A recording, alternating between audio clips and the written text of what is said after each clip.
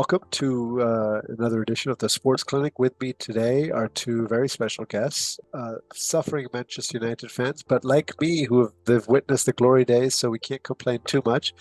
I have Varun Lamba and Hassan Qureshi Saab. How are you, gentlemen? On your podcast, I think this is my first time, so looking forward to it. First, but not the last. Definitely. I'm good, sir, and it's great to be back with you, and wonderful to see Varun Dada in person for the first time as well. And yeah, not a lot, like you said, long suffering, which is what it feels like these days. So hopefully there is light at the end of this tunnel. No, I've been trying to get Varun on for some time, but after seeing his lock of hair, it's putting us all to shame. We may have to edit how often he comes in. So let's go back a few weeks. We were in crisis mode, but then somehow miraculously this team cobbled together 3 wins. We were all like, we could do something. So going into the derby, we were 6 points behind City with dreams of hopefully taking this to a 3-point gap. We were 5 points behind Liverpool when this started. I think 5 points behind Arsenal, and we were like, you know what? Despite a suboptimal start to the season, we're not too far away from top 5 this year. I think we were only 1 point off, and then the derby happened, whereby we were, let's face it, really not competitive. So give me, both of you, your quick 30-second synopsis of how it was as a Manchester United fan to watch your team basically play the way they did and not be competitive at all. It's not a new thing post Fergie, right? So to answer your question, it's kind of gotten used to it, Doc, right? We gotten used to it. I wasn't very optimistic going into this game because those results that you just spoke about, they were misleading. The performances weren't good. Yes, we did. McTominay pulled us through against Brentford, and brilliant goal from Dalot. Those are, again, like we used to say during Ole's era, individual brilliances pulling us through, right? But not the team as a whole. There were so many gaps. There's so many gaps. One thing, I was watching the Ballon d'Or yesterday. What is shocking and surprising to me as a Manchester United fan, having been supporting the club for 3 decades now, right? We didn't have one player from our team nominated in the top 30, or even 40. Nana being an exception. But that tells you that as much as you want to be positive, there's a total reality check that has to happen. You have to take a step back and just look at this team for what it's worth on the field, and what it is worth on the field, unfortunately, it's not good enough. And a team like City, exposed us, and it's not the first time they've done it. They've come to Old Trafford. Yes, last season that result 6-3 was great. Under Eric Ten Hag, we probably, Qureshi and I were thinking, okay, maybe we can pull another win like that. 6-3 was at the Etihad. Then there was a 2-1. Yeah. So 2-1 was what we did last season under Eric Ten Hag. But I look at that midfield and I look at that defense. I look at some of the personnel and I'm thinking, are they good enough to, battle brick by brick, stone by stone against a team like Manchester City? And the answer is no. So, Doc, as you know, I was in Manchester over the summer, and just taking the flight over there from Pakistan, going via Qatar, and seeing lots of City fans in the Middle East. Such a strange phenomenon for me. In all my time that I would be traveling, you'd run into like people wearing, obviously, your Real Madrids and your Barças. You'd run into people wearing your Arsenals and Chelseas and all. But yes, and these are long-suffering fans as well. These are people in their 60s and 70s. Got to talking, and they were talking, and I was just like, okay, wow, this team has won a treble. And most of them were like, yeah, we can't believe where we are today. When you guys won the treble, we were in the 2nd division, possibly on our way to the 3rd. And then you go back to all those times, and then I saw Guardiola get really worked up about what Pellistri said, that in the city center you just see United kids, which is true, by the way. City have sort of like a store in the center of the city, and yet all you saw was United kids everywhere. Yet at the same time, there was hope at that time. There was a feeling that, like Varun said, that we maybe try and hopefully come in, put in a fight, try and do something, and at home, at least, like last year, at home you'd put up a fight. Forget the fight. I think the biggest issue was that it's that saying that really used to annoy me, but it's now making so much sense. We're in the same division, we're not in the same league, and that's what hurt the most. It's the lack of, and then you look around, and then you can't sort of like use excuses about City spending when you look at your own spending and all, and then you ask yourself, okay, is it the players? There were some seriously strange tactical decisions by the manager, and yet it was almost like Varun rightly said, there was no surprise.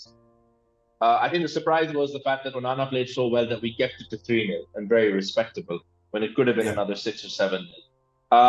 There was a complete lack of, and then there were opportunities to score. I'm thinking of that opportunity Rashford had.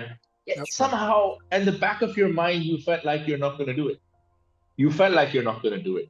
And so the confidence it had reached a point under Ole that we were finding ways to beat City and go and lose to others, but doing it against them. I know a lot of people spoke about how when they started getting better as a team, their record against us, even with Sir Alex, they'd come and beat us consecutively at home and keep winning games. But there seems to have been a complete attitude change, like we've seen now with us in Liverpool. And God forbid, it's looking like we're seeing with us in Arsenal. It's just that we don't think we belong there. And I couldn't think of a single group of players or a single player who would come off the bench and change that equation. And I looked at them, and it wasn't just, I mean, I honestly didn't think Haaland had a great game. I thought we put the goal on a plate for him when you're just leaving this big guy unmarked at the back. And yet City came in with a quiet confidence that they're going to do a number on the side. When you get to a point now where you look at where we are, having lost 5 games out of 10, and most of those don't surprise you, that's the worry for me. I'm willing to lose games as long as I'm seeing an effort to die for the shirt.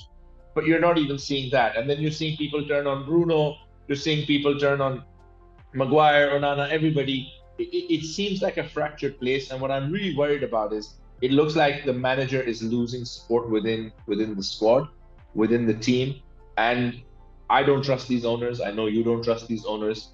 And if they replace him, you go back to starting from where we were. So the biggest issue for me was that absolute lack of quality, and that I would have much rather wanted someone like Hannibal to come in and just kick a few City guys. I would have happily taken a red card for someone to come on, kick a few of them, and just say 3-0 up at Old Trafford, I'll show you. And yet it was a really meek surrender. Let's come to Ten Hag. He's been insulated, rightly so, till now. He performed a miracle last year to win the Carabao Cup to come third. But he had some strange tactical decisions. I was traveling over the weekend, so I pulled up the team sheet. I couldn't believe it. He had dropped Mount, dropped Anthony, dropped Varane. His argument for why he did post-match didn't play Rafa Varane didn't make sense. He had Lindelof at right back despite having Reguilon as an option. And he started with a midfield of Eriksen and McTominay. Is it to the point where now he's basically just scrambling, trying to throw stuff at the wall to see what sticks? To me, when I look at him, I see someone who's sort of lost his center, lost his ground. And now he's in quicksand, basically just moving his legs as quickly as he can to try and pull himself out. But he's lost that clarity of thought. Talk about Ten Hag, his approach to this game, the in-game substitutions, his man management. We'll start with you, Vern. Interesting points. I mean, literally performed a miracle last season, like you said. I loved Erik Ten Hag.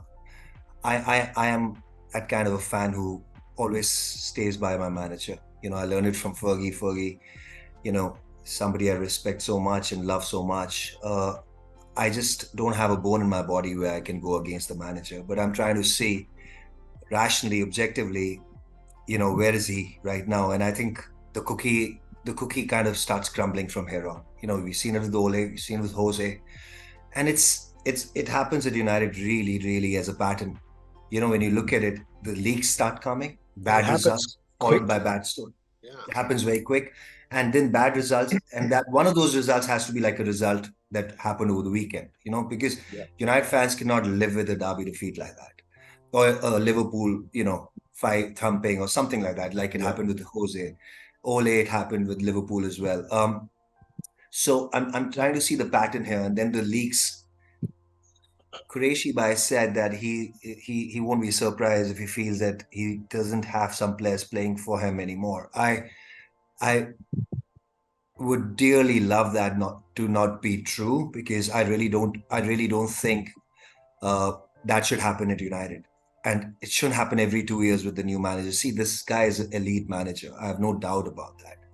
But some of the decisions that he's now making on the pitch is making me wonder whether he's taking too much of pressure on. But I firmly believe that he's here to stay. I think he's here to stay regardless of what's going to happen this Is he season. here to stay, Varun? Let me just ask you a follow-up. Because the leadership doesn't have the finances to sack him, or is he here to stay because they're going to give him time until a new owner slash sporting structure is in? Why do you think he's here to stay? Because the Glazers clearly in the past, this is the start of basically endgame. It's like what Gary Neville said, right? It's like you can't blame the kid if he keeps asking you for expensive gifts and you keep paying for them, right? Yeah. And I think somewhere Erik ten Hag has been spoiled in some of the things he's been handed or given approvals of. There's so many things he hasn't been given approvals of. We won't go into that, but he has been spoiled in. So we get thrashed to Brentford. There's a knee-jerk reaction. We go and spend 90 million on Anthony.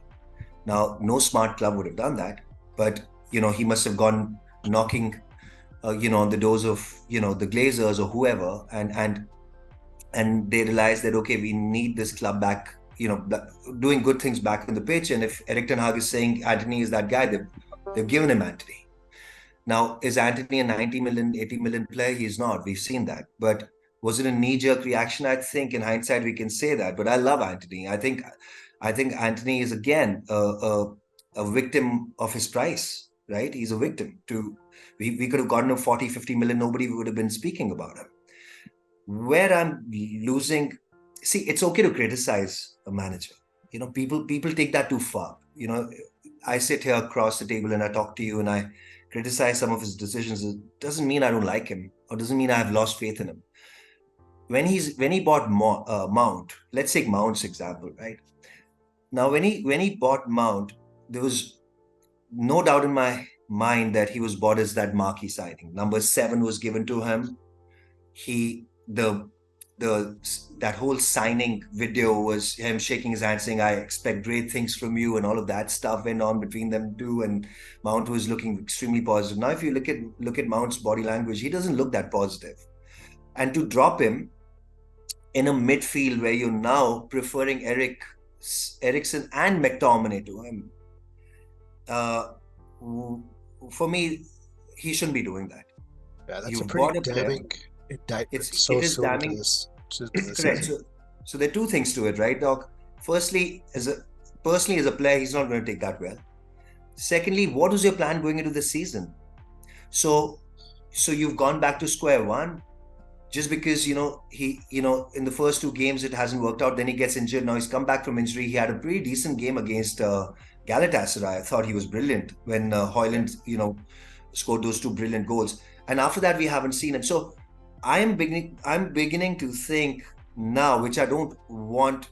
I don't want to assume that is the case, but I'm assuming that what he's doing right now is that he's gone into this season with a plan, but that plan is now not working for him. So what he's now doing is he's just looking at players who have performed well in the previous game, and so McTominay is in this team on the basis of those 2 purely goals. because of those 2 goals he scored. Brentford. But what does he offer you in the midfield besides those 2 goals that he can score? He scores because we are completely, we like a hole in the middle. We like a donut in that midfield. We've got a big hole in that. We need now, okay, yes, I want to give him the benefit of the doubt. I might criticize his decisions, but when I say he's here to stay, he's probably looking at another January window. Now people are criticizing his signings also. Now it's all kind of falling apart for him because it's not happening on the pitch. The signings aren't really setting the world on fire, and then he's going back to square one with a lot of his decision making and his game management, and his substitutions are being criticized too. One of the things I think with him right now is that with the refereeing decisions not really going our way. I mean, let's be objective when we look at the season as a whole. We do have a serious injury list. We can't ignore that. We put Casemiro in that midfield. Now, this is another thing I want to mention, Doc. Now, you put say Casemiro is fit, right? I have a feeling he would have then put him next to McTominay. Now, again, would that be a great midfield against City? I don't think so. Would he have the guts to then go with Casemiro, Bruno, and Mount? I think he's dropped that idea. And then Bruno playing him on the right, everybody's criticizing it. I don't like that. But then when it's not working for 70 minutes and you made the substitutions, you made 3 substitutions and he's still playing on the right. So there is a stubbornness to him. For me, those are the things that I see happening in the past when I've looked at decisions like that, and I've said, okay, this starts a slide. This starts a slide for sure. Hassan Bhai, your thoughts? Ten Hag, his pre-match, inter-match, and post-match comments and decisions. I mean, the strangest thing for me, Doc, was the fact that your starting centre-back pair against City is a guy you didn't want and a guy nobody thought we would see in the United shirt again. I have a lot of love for Johnny Evans. For me, I never wanted him to leave in the first place. It's something I still haven't forgiven Louis van Gaal for. But at 35, coming off a relegation, and Maguire, who to his great credit, has put his head down, he's done the work. So you got the two of them. You're not going Varane and Lindelof, who you would have imagined would have been your two centre-backs when you have Licha missing. Reguilon, like you pointed out, came in, had a good start to life at United. We saw a lot of effort from him. He misses out. If he's not good enough to start at left back in your biggest game of the season so far over a centre back, questions need to be asked. Okay, Dalot on the right, he earns his place because of the ability that he brings in. Scott McTominay, Christian Eriksen, both two guys that have done their best work coming off the bench for you recently. Neither of them has started games and made that much of a difference in them. Mount, like Varun rightly said, that he's doing well, he's playing well, he's bringing in that energy. Yet when it comes to this game, you're leaving him out. Bruno has been your most important player since Fergie retired, that you've signed, and excelled in a particular role, a role that he has just not seen, the time of day, because you keep shunting him out to the right or to the left. Or literally, I've seen him playing centre back in games. Yet when you know that at his best, I mean, the other day I saw a video of Kevin De Bruyne saying that he felt Bruno was the best creator in the league. And yet this is a guy you're shunting out right sometimes, you're asking him to play as a quarterback. Doesn't make any sense to me. Marcus is struggling. You have Garnacho as an option. I don't understand the reluctance to bench Marcus. I don't understand. Absolutely right, Varun spoke about Anthony. Just like you knew, Moyes knew, and you knew in that fateful summer of 2013 that you could sign Fellaini, and you kept waiting until you doubled the price of him. You did the same thing with Ajax with Anthony. Anthony comes in as a 30 million pound player, which is what he's worth. Completely different amount of pressure on him, completely different. He can come in and play. He comes in with a price tag of 90 million pounds. What infuriates me is all the players that we've signed, all the people that we've brought in can go and do very well at other places. They would all go and do very well. Maguire in another team would do very, very well if he doesn't have the 85 million pound price tag on it. These are bad decisions being made that the manager is paying for. Then you keep hearing he only trusts the Dutch league. He only trusts Dutch players. You can't blame him because look at what the scouting department is giving him. I never understood how Hannibal went from being given a chance, bringing in so much needed energy, and he brought in so much, and yet he's disappeared. We're not seeing him. If you're going by, and Varun's right, there's a pattern here of you going by selections on last game's performances. It's weird to see the guys who are doing well missing out. Hoyland is leading the line by himself. Your only replacement for Hoyland is Anthony Martial, who we all agree should have probably been sold 5 years. So none of it adds up. And then I'm thinking to myself, you take Hoyland off when he's probably one of your few goal threats. And then with 5 minutes to go, you bring Martial on. You know, at 3-0 down, Martial is not going to come in and get you a goal over there. So you've got the whole Jadon Sancho thing going on, another player that you have massively paid a lot of money for, another transfer. So United has started becoming this place. It's become like a graveyard for players, for managers. My biggest worry is that for Eric Ten Hag as a manager, when things are going his way, it all works out well. I have always had a worry about his in-game management. I don't think he's shown that with his substitutions and in-game management, he's where he wants to be yet. But when things start off well, when his plan, like Varun said, when he has a plan and when the plan clicks, like it did against Arsenal last year, like it did against Liverpool, like it did in all of your Carabao Cup games and other games, then it works for him. It's working for him. And then he kind of sees that plan through the end. You don't really see him making, taking a punt and bringing in some kind of a substitution a la Solskjaer, the way Sir Alex would have done, or doing something different. The problem is right now, when you start the plan looks doomed. And then you don't see the manager having a solution for it. Taking off Amrabat, yes, I know he got a horrendous yellow. And that goes back to Varun's very valid point about the fact the refereeing decisions against us literally have been abysmal. They've been abysmal. We're missing most of our first choice defense for most of that time. Yet my worry is that I feel that the manager doesn't have those answers. Now we see another game coming up. We see Newcastle coming in. There's a lot of thinking. All right, just give moments, give time to players. Are we setting Kobe Mainu up to fail by putting this much pressure on a young guy who's not even played for you yet, had 2 good games in preseason, gotten injured, and suddenly we all expect him to be Brian Robson because that's what we're constantly hearing, or the next coming of Roy Keane. You're putting that pressure on him. It beggars belief. Incredible pro Christian Eriksen, someone I think we're lucky to have at the club as a squad player. The idea that if you think at this stage of his career, Christian Eriksen is going to be winning you games against a team like Manchester City, it absolutely makes no sense. So my worry is that when his pattern isn't working, when his plan isn't going to plan, I don't think the manager has another plan. And obviously, he's dealing, like you said, with so much off the field. Players dealing with abuse cases, players dealing with all of those, the whole Greenwood saga. He probably planned for the season with Greenwood, and then that was taken away from him at the last minute. He was probably not told about these decisions. He probably planned in the season without Anthony having to take this time off. He probably planned for a lot of other things. So yeah, and now, like Varun says, what are you going to do?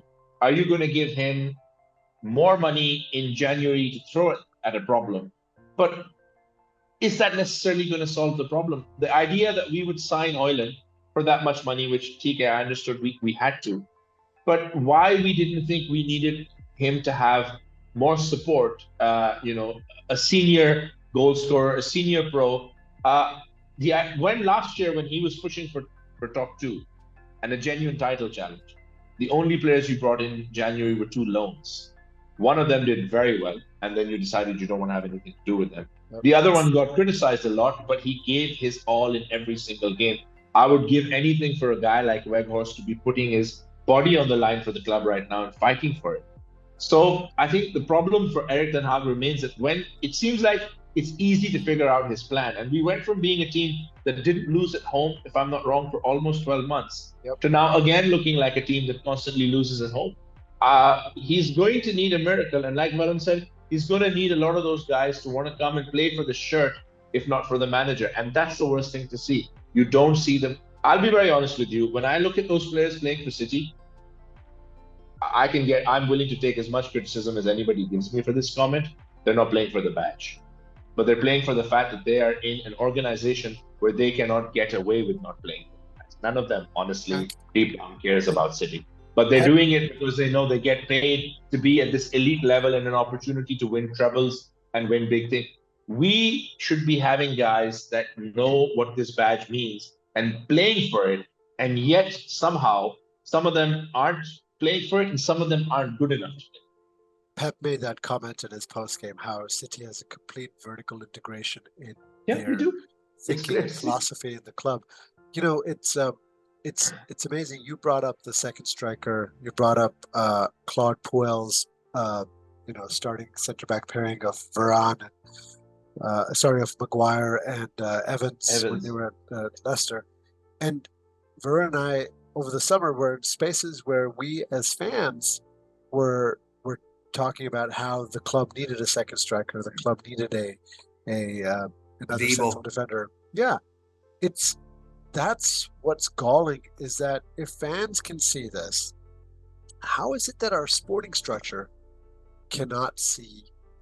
Doc, you think we have a sporting structure? So I think we have a commercial. We have a commercial department. That's my question. Is this solvable, fixable, if new ownership comes in and establishes some guardrails and a sporting structure whereby the manager's job is now just to coach the players and not basically go out and buy the ingredients? Do you think that's all it'll take initially, is some sort of third-party structure coming in, have people with heft who can say no to Ten Hag, who,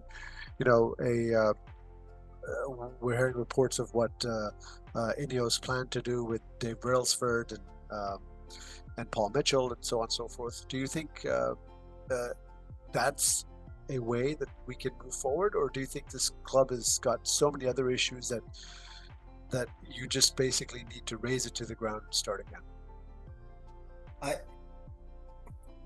I think you have to look at it as a United fan. You have to believe in the fact that things have to change and things will change. As a United fan, this is too big a club for the club to just not be able to recover for 10 years, right? We keep reinventing the wheel. You can't. You have to start with. You have to start with backing the manager.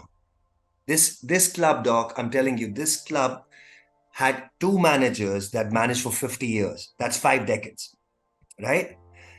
And now all of a sudden, right, in the last 9 years or so, we've had 5 managers or so, or even more. Erik Ten Hag, whatever it is, right, with Erik Ten Hag, these were some of the frailties that Qureshi Bhai mentioned. We didn't see them last season, right? Yeah, he covered over what I would call institutional frailties. Correct. So when given the tools, he can put it right. You know that. Yeah. Game management can improve if given the personnel that he wants and he gets, right? I'll say this: the structure. It's not just the structure. The whole club is rotten, right? We use the word deemak in Hindi, right, Doc? So it is so rotten from deep inside that it has to change. And I don't care whether Ratcliffe comes in or whoever comes in, bring in that investment, whether it's 1.4 billion or whatever it is, 25%, whatever the details of that deal is going to be. It's going to come out soon. I've been following those stories, and I believe that if Ratcliffe comes in, you look at Nice right now. We're talking about Todibo. Doc, this Nice is in a title fight with Paris Saint-Germain in the French league this season. They've gotten there, and players like Todibo are one of the best defenders in the league. Imagine Todibo in our defense day before yesterday, right? Yeah. So it's just what we need. So, I mean, there's a silver lining at the end of it. I mean, if Ratcliffe comes in, there are advantages. The structure could change. And, again, you and I, about 9 months ago, I remember you and I did a space talk where I had mentioned to you before this whole Qatar Jassim, name came around. you could bite anybody's hand off to, replace Glazers with Ratcliffe. I mean, Yep. everybody wanted Ratcliffe, We right? just need new owners, period. Doesn't matter who it is That's right it. now. Yeah, we will see what happens post the acquisition or the investment or whatever it is, because we need the money to come in. This club is in so much of debt. Weghorst, Qureshi Bhai mentioned Weghorst, Sabitzer, I'll mention Regulon, I'll mention Amrabat. These are all loan deals. I mean, Yeah. people do criticize Eric Ten Hag. I want to, even though we can be very critical about everything that's going on, there are positives that I always, Doc, you keep telling me, Varun, you're always looking at the positive side of things. The reason why I keep looking at positive side of things, because I don't totally blame one person for a demise of such a gigantic unicorn, right? It can't be just one person taking down. These players were there under Ole. I mean, the most iconic words of their spots. I mean, that keeps coming to my mind. So somewhere, even though the pattern's there, and I would hate for Eric Ten Hag to go. I'm telling you, Doc, if this guy goes and Pep goes away from City in 2 years, he's going to be managing City. And Yeah, next he'll thing you go know, from here to Bayern Munich. He'll kick ass I For am because sure. they'll get rid of Tuchel, and he'll be correct. right back at the Etihad. No question about it. Because, like you said, he showed us last year that he can be elite. What he did was an elite managerial job. Um, Right. uh, And it is no coincidence that it's happening every second season. yeah, So what is it? It can't be the manager. It just can't be the manager. Yeah. Okay. 2 games he made the wrong substitutions doesn't mean that this team is so bad that they can't string a good performance. I'm not even talking about results. They can't. So what he's doing something on the training pitch. They're not being able to implement it on a given Sunday. Something going on behind the scenes that we don't know about. Let's give a scenario where the structure changes. Ratcliffe comes in, brings in the names that you mentioned. I love, Paul Mitchell and, Blanc and all of these guys come in. And suddenly, again, I don't care what he gets in January.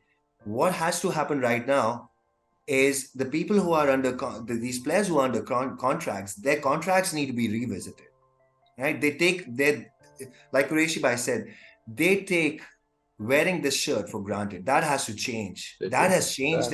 I mean, that has changed in a lot of clubs. It hasn't changed at United for 9 years that I'm seeing since Fergie left. That's the first thing. These contract, the sales of these players has to change. I mean, come on, you should be able to. If the manager wants to sell McTominay, you should be able to sell McTominay. Qureshi Bhai mentioned a very, very interesting point that some of these players are good. They could do very well in other clubs. So why can't we make money out of it? Hence, we end up settling for Amrabat and Regulon on loans.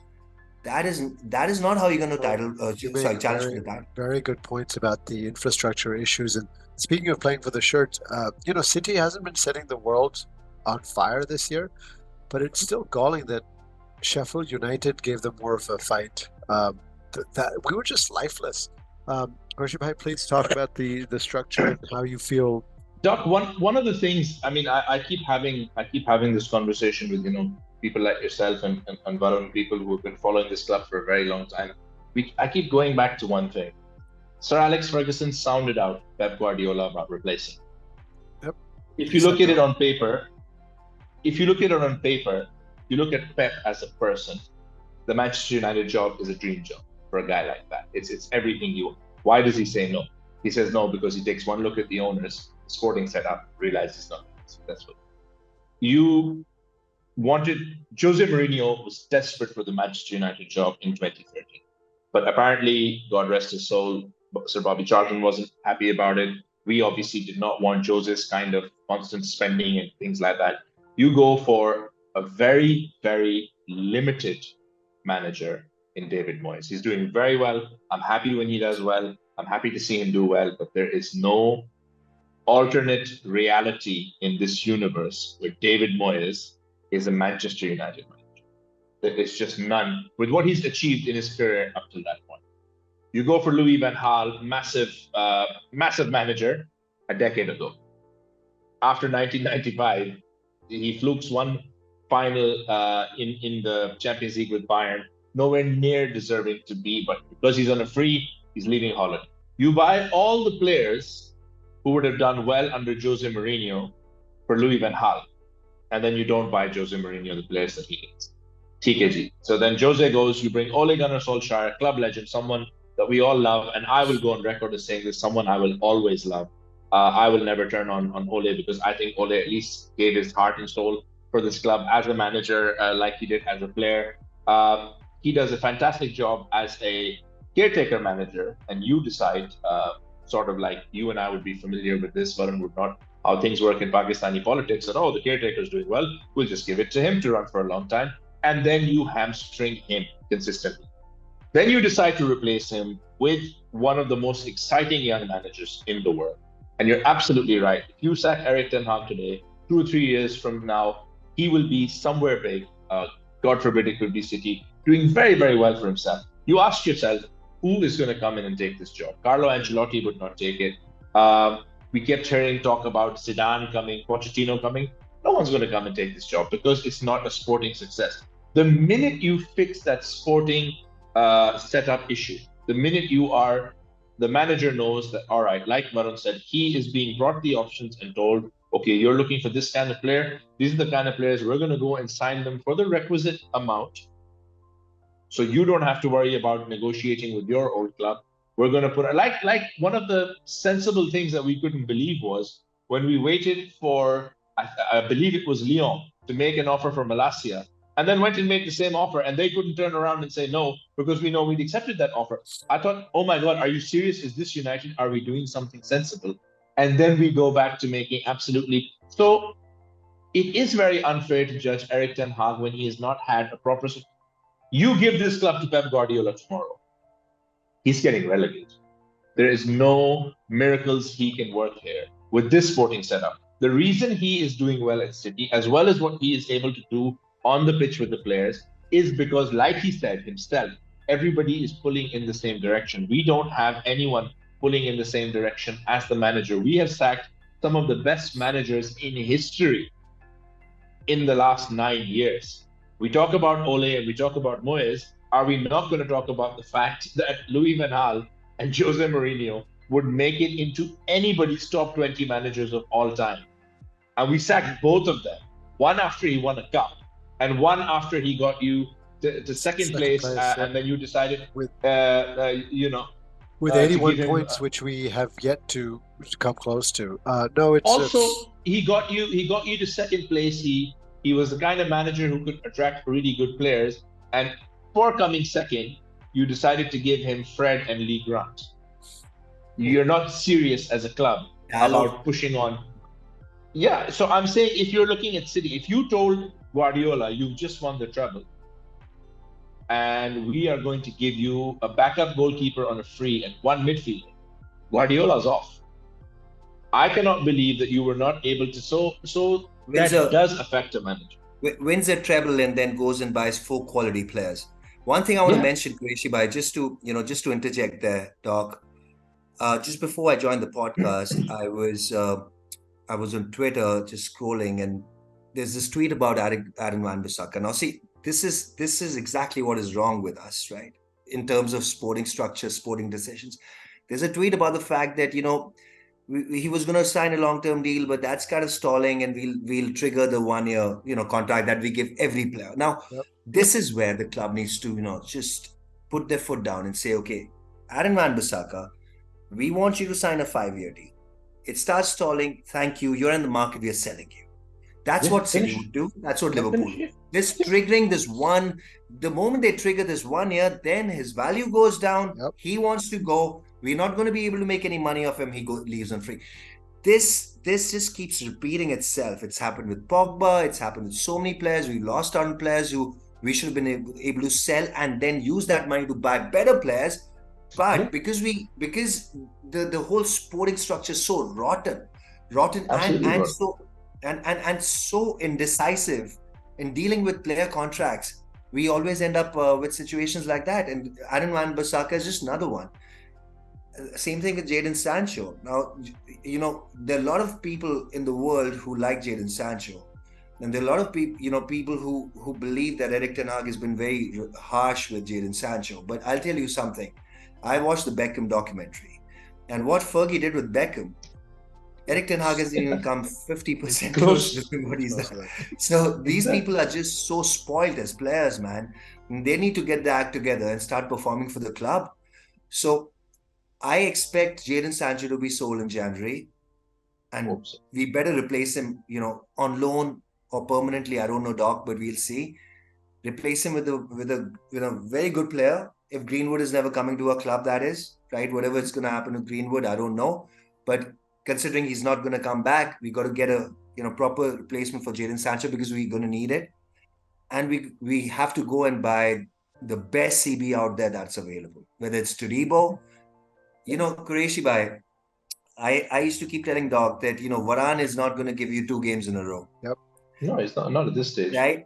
And if you take that into consideration, then we've actually gone into this season with 3 center backs, out of which one got injured was actually injured coming into the season. So we have the same center back pairing that we had 4 years ago when Ole took over. Yep. So what has changed? Nothing has really changed. And nothing. And I think one of the things that has always bothered me, and it becomes sort of very clear. I don't doubt Varane's quality. I don't doubt Casemiro's quality. But unfortunately, it's a fact of life, especially in these last 9 years, that Manchester United is a step down now from Real Madrid.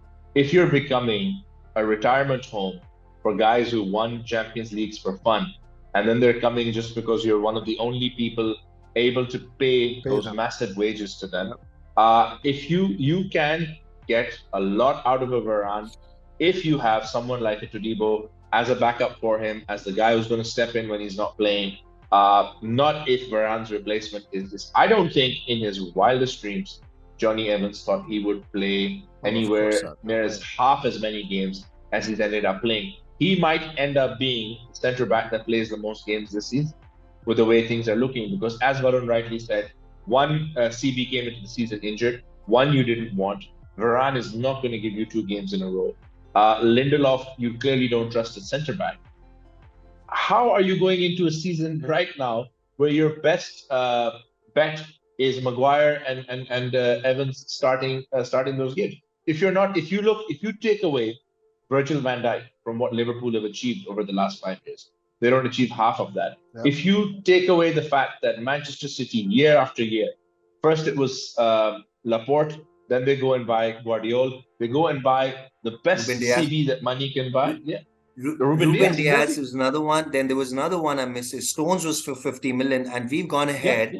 Yeah. They've won a treble and spent 100 million on Guardiola, while we have. Yeah. And while we've gotten Johnny Evans. I mean, what can you say? No, and that's basically it in a nutshell, that we may end the season with Johnny Evans playing the most number of games. But if you read the Athletic article whereby basically both the CEO and the current football director are basically dead men walking lame ducks, this is what happens when Richard Arnold is going to be replaced, and there's no adults in the room anymore. We'll leave it there, gentlemen. Big game tomorrow against Newcastle in the Carabao Cup will be very interesting to see what happens. You hope, as defending champions, some pride comes out. But we'll see. Thank you. I appreciate this. And hopefully better days ahead once this sale goes through. We just need this to happen ASAP. Thank you again.